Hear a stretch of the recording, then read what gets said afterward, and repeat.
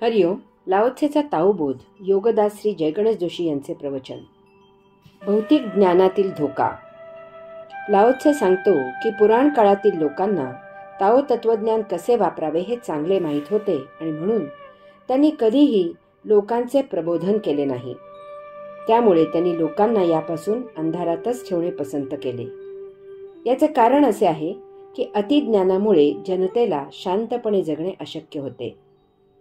आज बरोबर उलट क्रमांकाने महत्त्व दिले जाते. अन्न वस्त्र निवारा निर्माण करून थकल्यानंतर केवळ काही वेळ विरंगुळा म्हणून असलेल्या गौण गोष्टी म्हणजे खेळ, करमणूक, भपकारा, सौंदर्य इत्यादीला सर्वोच्च महत्त्व दिले जाते. दुर्दैवाने देह जीवित ठेवण्यासाठी अत्यावश्यक असलेले अन्न वस्त्र निर्माण करणाऱ्याला सर्वात कमी महत्त्व दिले जात आहे. आज बळीराजा भिके कंगाल आहे. वास्तवात शेतकरी हा सर्वात सुस्थितीत राहायला पाहिजे, परंतु सेवेकरी श्रीमंत आहेत आणि विदूषक चैनीत आहेत. मूर्ख भोगितो राजवैभवा, पंडित फिरत भिकारी, अशी व्यवस्था आणि त्यामुळे तशी अवस्था आहे. जुन्या काळातील लोक अत्यावश्यक असे अन्न वस्त्र निवारा याच्या उत्पादनाला महत्त्व देत होते, कारण याच गोष्टी सर्वांना मिळणे आवश्यक असते. सर्वसामान्य जनतेला याचीच गरज असते. बाकी गोष्टी त्यांनी लोकांमध्ये प्रसारित केल्या नाहीत. काही गोष्टी ह्या तर राजे श्रीमंत यांच्यासाठीच असतात अशी समजूत सर्वसामान्य जनतेची असायची.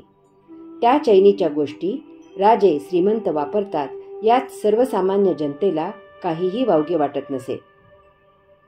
राजे श्रीमंत महालात राहतात, रथात बसतात, पालखीत बसतात, नोकर चाकर बाळगतात, यात कोणीही सर्वसामान्याला वैषम्य वाटत नव्हते. हे असेच असायचे, अशीच जीवन रहाटी होती. यामुळे अत्यावश्यक गोष्टी सर्वांना परवडणाऱ्या आणि मुबलक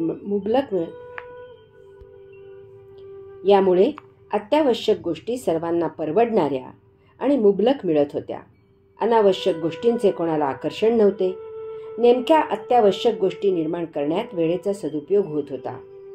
अनावश्यक गोष्टी ही फार थोड्या जणांची चैन होती. त्याचे उत्पादन नगण्य होते. वैश्विक संपत्ती सुयोग्यपणे वापरली जात होती. जितके जितके भौतिक वस्तू जगताच्या उपभोगांचे ज्ञान वाढत आहे तितके आयुष्य कृत्रिम होत आहे. प्रत्येकाला प्रत्येक वस्तू पाहिजे आहे. अनेक गोष्टी अनावश्यक वापरल्या जात आहेत. मोबाईलवर बोलणे आणि मेसेज पाठवणे यातील 90% अनावश्यक झाले आहे, परंतु हे कोणी कोणाला सांगायची सोय नाही. आज प्रत्येक कुटुंबाकडे 2 ते 3 दुचाकी आणि 1 किंवा 2 4-चाकी गाड्या आहेत. यामुळे वाहतुकीवर किती ताण येतो, वाहतुकीची सुविधा करण्यात किती संपत्ती वाया जाते, प्रदूषण किती वाढते, इंधनावर किती खर्च होतो याचा विचार करावा. भौतिक वैज्ञानिक तंत्रज्ञान तर पोरासोरांच्या हातात जात आहे. याचा उपयोग सुविधांऐवजी अहंकार जोपासण्यासाठी केला जात आहे, कारण कोणीही गुण्यागोविंदाने जगायला तयार नाही. 2 राष्ट्रे तर एकमेकांना गिळायच्या संधीची वाट पाहत आहेत. 2 प्रांतीय एकमेकात लढत आहेत. 2 शेजाऱ्यात कलह आहे. पती पत्नी, भाऊ भाऊ आपापसात भांडत आहेत. भौतिक ज्ञानातील अशांतता. जगात भौतिक ज्ञानाचा जितका जास्त प्रसार होईल तितकी जास्त अशांतता असेल, कारण प्रत्येक जण शहाणा असल्यामुळे कोणीही कोणाचे ऐकणार नाही. प्रत्येकाला स्वतःच्या विचारांप्रमाणे स्वतंत्र मत असेल. तो त्याचे मत हिरिरीने मांडेल आणि त्याप्रमाणेच झाले पाहिजे असा हेका करील. स्वतः सोडून सर्वांना मूर्ख समजेल. सर्वच जण वक्ते असतील, कोणीही श्रोता नसेल. पुढारी उदंड होतील, कार्यकर्ते कमी असतील. यामुळे भांडणे होतील, कलह माजेल. शिकलेले लोक जेव्हा एकत्र येतात तेव्हा पहा, प्रत्येक मुद्द्यावर कसे तावातावाने एकमेकांना खाऊ की गिळू अशा भावनेने पाहत असतात. इतकेच काय तर कोणाचा काहीही संबंध नसताना त्यावर भांडणे करत असतात.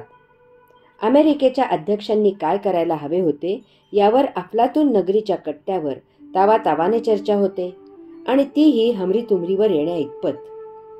दिल्लीतील विरोधी नेत्यांनी सत्ताधारी नेत्यांबद्दल काय करावे याचा उहापोह रात्री जेवणे झाल्यावर अफलातून नगरीच्या पारावर होतो. त्यात एकमेकांच्या उखाळ्या पाखाळ्या काढून हेवे दावे केले जातात. त्याचवेळी तिकडे दिल्लीत सत्ताधारी आणि विरोधी नेते एकमेकांना प्रीतिभोजन देत घेत असतात. दररोज भौतिक ज्ञान प्रगत होत आहे आणि नवनवीन शोध लावले जात आहेत. यामुळे आज आणलेली वस्तू दुसऱ्या दिवशी जुनी होत आहे. यामुळे माणूस कधीही समाधानी होत नाही. त्याला ती नवीन वस्तू लगेच हवी आहे.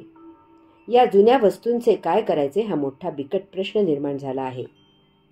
युरोप, अमेरिकेत 1-2 वर्ष वापरलेल्या गाड्या नष्ट कराव्या लागतात आणि त्या कशा नष्ट करायच्या हा मोठा प्रश्न निर्माण झाला आहे. मोबाईल दर 6 महिन्याला नवीन घ्यावा लागतो, कारण नवीन सुधारणा केलेला मोबाईल बाजारात उपलब्ध होतो. या जुन्या मोबाईलचे काय करायचे हा राष्ट्रीय संपत्तीचा दुरुपयोग आहे. हे कसे थांबवायचे? मोजक्या 4 गोष्टींनी भागत नाही. विविधता पाहिजे असते. विश्व द्वंद्वावर चालते. प्रत्येक गोष्टीचा दुहेरी आणि तोही परस्पर विरुद्ध असा उपयोग आणि दुरुपयोग आहे. भौतिक विज्ञान जसे विधायक गोष्टींचा शोध लावते, तसेच त्यामधून विध्वंसक गोष्टीही निर्माण होतात. अणूपासून वीज निर्माण होते आणि बॉम्बही निर्माण होतो. यात जसे सुसंस्कृत लोक आहेत, तसेच विध्वंसक प्रवृत्ती असलेले लोकही आहेत.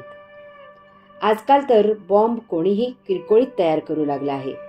त्याचा परिणाम म्हणजे गर्दीच्या ठिकाणी स्फोट होऊन माणसे मारली जात आहेत. संपत्तीचा नाश केला जात आहे आणि आता हे नित्याचेच झाले आहे. लवकरच ॲटम बॉम्ब, अणुबॉम्ब, न्यूक्लिअर बॉम्ब कसा तयार करायचा याचे ज्ञान विध्वंसक लोकांना उपलब्ध होणार आहे. यातच या सुंदर वसुंधरेचा नाश आहे.